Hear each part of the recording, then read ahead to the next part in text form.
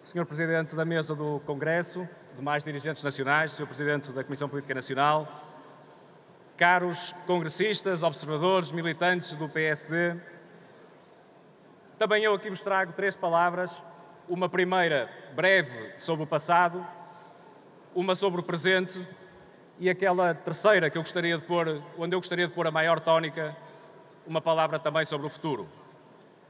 E sendo este o primeiro congresso que estamos a realizar depois da passagem do Partido Social Democrata na liderança de um governo de Portugal, a primeira palavra que se impõe aqui é de reconhecimento e eu diria mesmo de agradecimento enquanto cidadão português a todos aqueles que, em nome do PSD, deram o seu melhor em prol de Portugal, nomeadamente salvando de uma situação de iminente bancarrota que herdámos do Partido Socialista.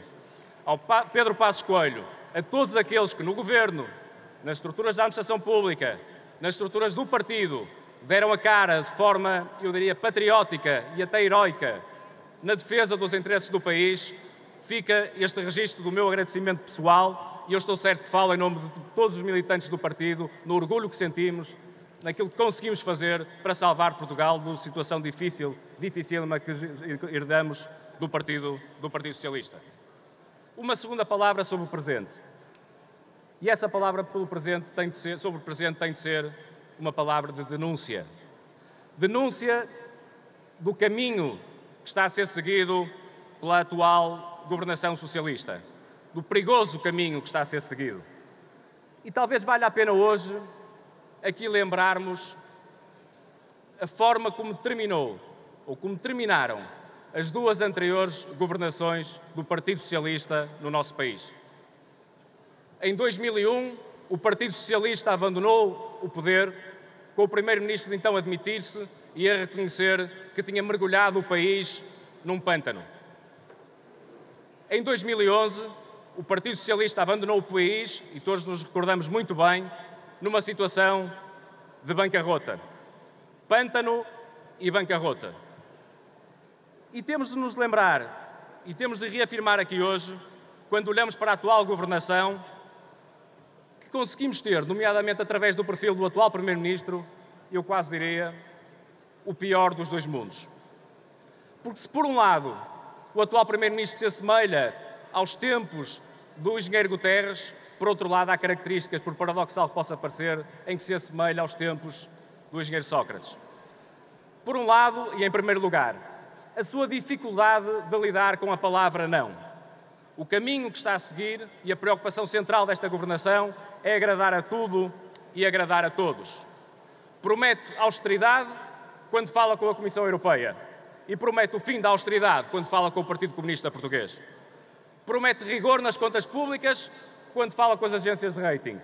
E promete consumo e aumento da despesa pública quando fala com o Bloco de Esquerda. É um Primeiro-Ministro que critica violentamente o anterior governo quando fala para os portugueses, mas que elogia o anterior governo quando fala para a comunidade chinesa. É uma espécie de catavento.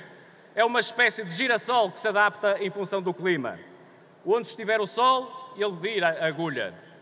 A ideia é de facto única, é agradar a todos. Há quem o elogie por ser um bom negociador. Talvez seja, mas eu diria que não será muito difícil ser um bom negociador quando a postura é dizer sim a todos e quando eventualmente há algum problema que subsiste, então aí saca-se do livro de cheques e depois um dia alguém irá pagar a conta. É importante lembrarmos também que se há algumas características que nos levam aos tempos anteriores a 2001, há outras características que infelizmente nos remetem para os tempos pré-bancarrota.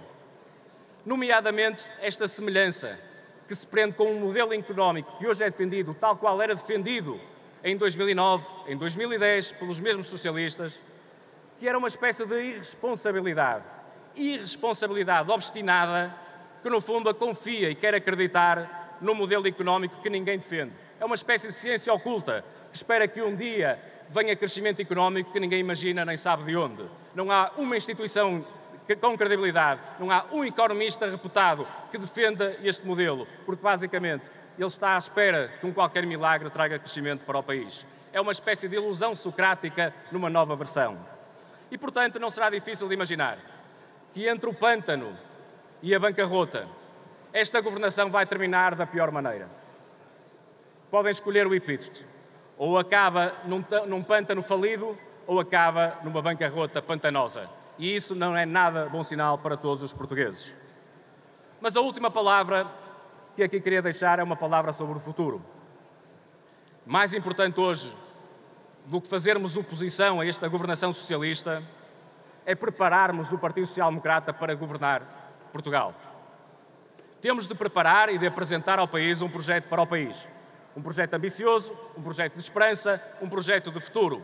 Uma visão estratégica que pensa o país a 5 anos, a 10 anos, a 15 anos. O oposto da atual governação socialista que navega à vista.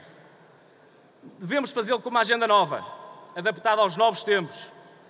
E não nos podemos ficar por proclamações à moda socialista. Temos de ser concretos e rigorosos. E para esse efeito, eu deixo modestamente um contributo com 3 ideias muito concretas que o nosso Presidente, o nosso partido, poderá utilizar para podermos liderar a agenda política em Portugal. São propostas que carecem de um amplo consenso na sociedade portuguesa. São propostas de fundo, estruturantes, mas que o PSD tem condições para liderar esta mesma agenda. Em primeiro lugar, uma profunda revisão do nosso sistema de ensino. Nós temos um sistema de ensino que nos seus métodos e nos seus currícula foi pensado no século XIX. Nós já vamos na 4ª Revolução Industrial, na chamada Revolução Tecnológica. Os currícula têm de ter forte pendor, essencialmente em 4 áreas: nas ciências, nas tecnologias, nas engenharias, nas matemáticas. Se formos os primeiros no mundo a colocar estas 4 áreas na primeira linha da nossa aposta de ensino, temos condições para, dentro de 10 anos, termos o sistema de ensino mais inovador, o sistema de ensino mais avançado, o sistema de ensino mais moderno do mundo. E se o conseguirmos fazer, vamos gerar mais emprego, vamos atrair mais investimento para o país e assim vamos gerar mais crescimento económico. Uma segunda ideia, que se prende com a competitividade da nossa economia. Nós já todos percebemos que as soluções europeias não estão a resultar em prol do crescimento económico. Nem a política monetária do Banco Central Europeu, nem a receita das instituições internacionais de redução dos custos laborais, nem tampouco os chamados incentivos à liquidez das empresas. As nossas empresas têm de facto de ser diferentes e têm de vender mais os seus produtos e os seus serviços e de encontrar novos mercados. Para o fazer, têm de se diferenciar, têm de fazer mais e têm de fazer melhor do que os outros. E isso só se faz com inovação. Não há outra solução nem outra hipótese. E o que eu proponho é uma espécie de um choque de inovação no nosso país. Como é que se pode fazer? Nós temos as nossas universidades, nós temos os nossos politécnicos, nós temos os nossos centros de investigação. Eu vou concluir, Sr. Presidente. Nossos centros de investigação, nós temos do melhor que há no mundo.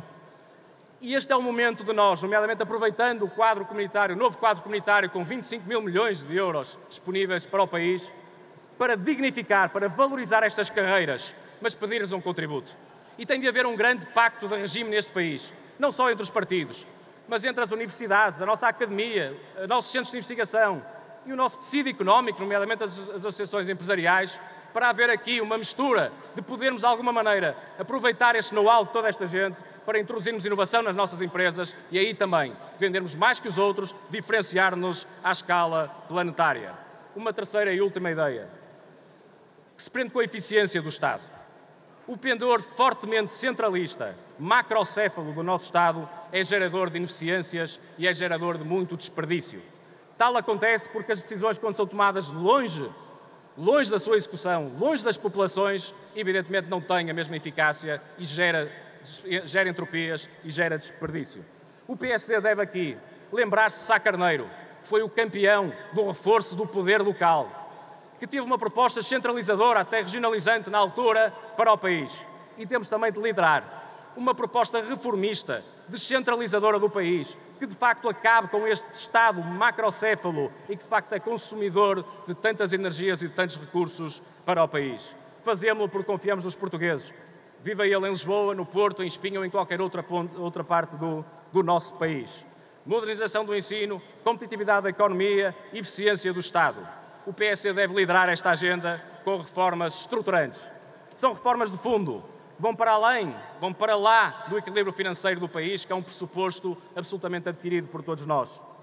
o PSD pode aqui colocar-se no centro da vida política nacional.